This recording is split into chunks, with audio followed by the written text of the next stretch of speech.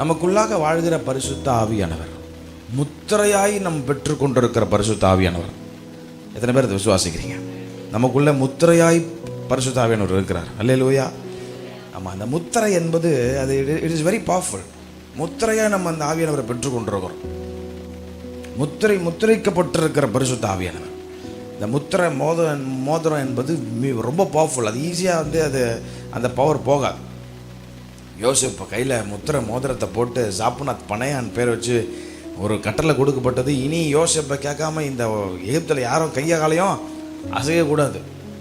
ஆமானுடைய கையில் மோதிரம் போடப்பட்ட அவனுக்கு உள்ள அந்த பவர், அந்த மோதிரம் வந்த உடனே அவன் பவர் ஏறிடுச்சு.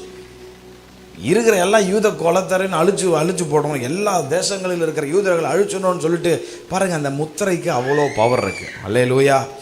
என்னைக்கு இயேசு கிறிஸ்துவை நாம் ஏற்றுக்கொண்டோமோ, என்னைக்கு சொந்த இரட்சகராக அவரை நாம் ஏற்றுக்கொண்டோமோ, அன்னைக்கே பரிசுத்த ஆவியானவர் நமக்குள்ள முத்திரையாய் நாம் பெற்றுக்கொண்டிருக்கிறோம். சத்தம் அல்லேலூயா சொல்லுங்க பார்ப்போம்.